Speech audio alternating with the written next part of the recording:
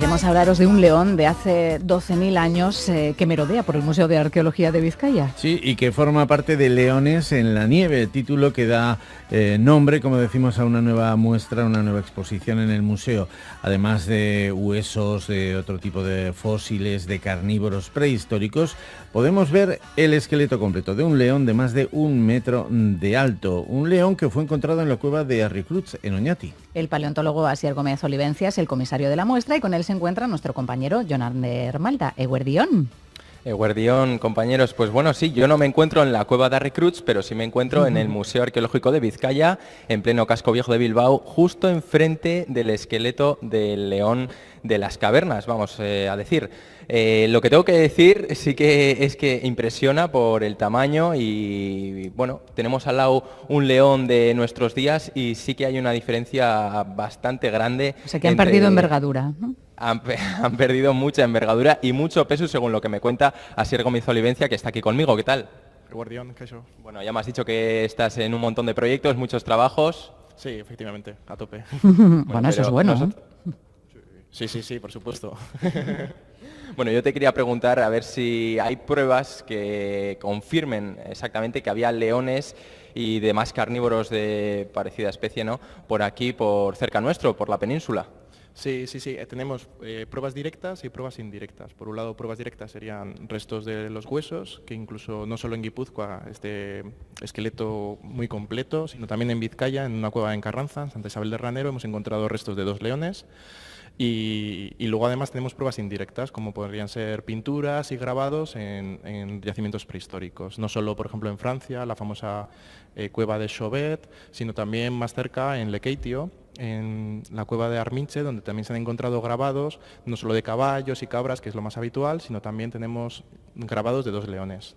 Bueno, la verdad es que es impresionantísimo. Yo no sé si esto significa, Asier, que aquí hubo algo similar a una sabana en su momento, que éramos similares a lo que pueda ser el hábitat habitual, o que se desplazaban más, visto que eran de constitución diferente. ¿Cuál es un poco la respuesta a que hubiera por aquí leones, o más o menos cerca? Sí, lo que pasa que es que hoy en día asociamos los leones solo a la sabana africana, a lugares más cálidos, ¿no? Pero en cambio, hoy en día los tigres habitan pues, en zonas muy de selva tropical en la India, pero también sabemos que hay tigres siberianos. Pues en el Pleistoceno pasaba lo mismo, había leones que eran distintas especies y algunas pues vivían en África, pero había otras que vivían en Europa y que de hecho se alimentaban de renos. O sea, cuando llamamos la exposición Leones en la Nieve, no es una cosa así que nos hayamos inventado, sino que sabemos que estos leones estaban especializados en cazar caballos, en cazar renos, en algunos casos cazando también rinocerontes lanudos. Madre mía. Esas faunas frías en la península entraban muy poco, entonces aquí seguramente cazarían otro tipo de animales. Toda esa información de lo que cazaban, de cómo vivían, de dónde vivían, ¿cómo la recabáis? ¿De los huesos solamente? ¿Cómo hacéis? Bueno, tenemos también, en el caso de los huesos, pues muchas veces encontramos huesos que están mordidos y con el tamaño de la mordedura podemos saber a qué tipo de carnívoro pertenecían, ¿no? Si eran muy grandes o eran más pequeños. Entonces ahí pues podemos ver si pertenecían pues, a un león o a un zorro o a una hiena, a un lobo. Dejan marcas distintas. Y luego, por otro lado, también mirando con análisis más finos de isótopos, podemos ver qué tipo de herbívoros comían. Sí. Asier, estoy pensando efectivamente en otro tipo de animales que igual ahora tampoco se encuentran entre nosotros, pero hace 12.000 años sí que estaban también por aquí. ¿Qué es el rinoceronte lanudo? Por ejemplo, yo es lo primero que he pensado, el rinoceronte lanudo nos pilla ahora un poco lejos. Sí, de hecho es que la biodiversidad que tenemos hoy en día en Europa es muy reducida con la que teníamos hace, pues eso, 12.000, 20.000 o 40.000 años, ¿no? Por ejemplo, hace 40.000 años podríamos tener 2 especies de osos, tendríamos el oso pardo, pero también tendríamos el oso de las cavernas, que el oso de las cavernas tendría como un tamaño de un oso grizzly, o sea, 400, 500 kilos. Habría hienas también, que las hienas pues pasa lo mismo que los leones. Hoy en día las vemos circunscritas solo a África, pero en su momento también habitaban en Eurasia.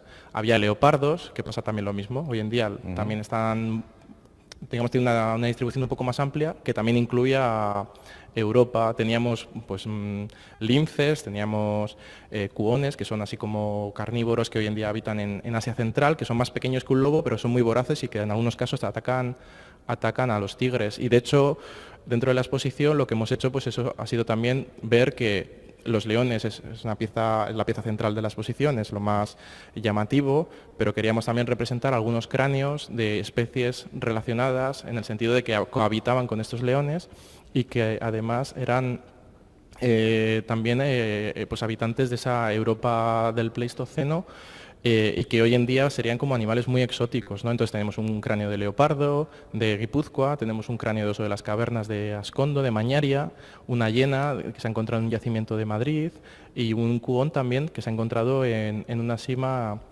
también en Vizcaya. O sea, nos faltan hienas vascas, lo único, ¿no? Encontrar...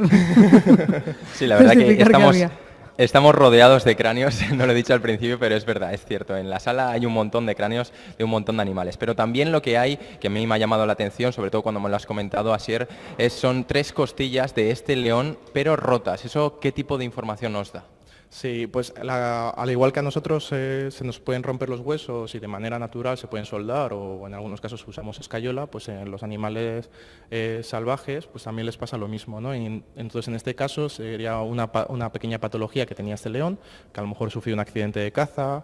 Nosotros queremos imaginarnos, por ejemplo, pues este león pues cazando a lo mejor o un bisonte o un caballo y que recibió una coz, y entonces se le rompieron estas costillas y entonces cuando murió estaba en el proceso de soldado, ¿no? Porque al final las costillas se pueden también soldar o sanar de manera natural, y aquí lo que vemos es ese callo de fractura, en el proceso en el que los huesos se vuelven a unir entre sí.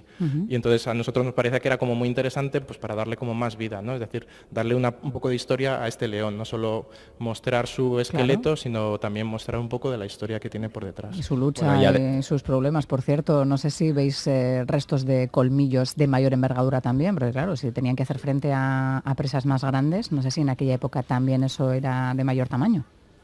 Bueno, de hecho este león que tenemos montado, le hemos calculado un peso de 250 kilos, que sería más grande que un león actual. Un león macho actual pues pesa entre 180 y 230 kilos, ¿no? Que no está mal.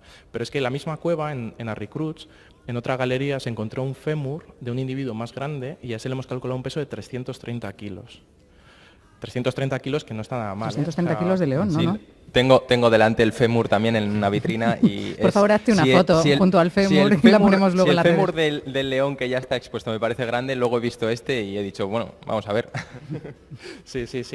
Yo en alguna charla divulgativa que he hecho, 330 kilos, si lo ponemos en equivalentes humanos, sería la suma del peso de Iñaki Perurena, Maider Unda, la campeona de lucha, y Shaquille O'Neal. Entonces, bueno, o sea, la suma de esas 3 personas sería más o menos el peso equivalente al león este de 330 kilos. Bueno, y pelearían casi en la misma proporción también, ¿eh? Porque son bravos.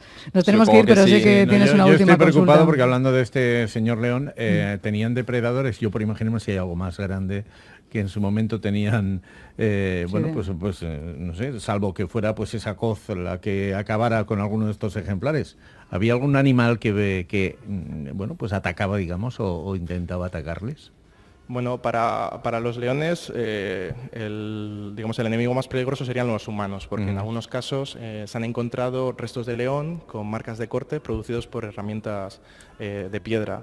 Y de hecho hay un ejemplo en una cueva cerquita, en Cantabria, donde se ven garras que tienen marcas de corte, que seguramente serían pues, para un collar o algún tipo de prenda ritual.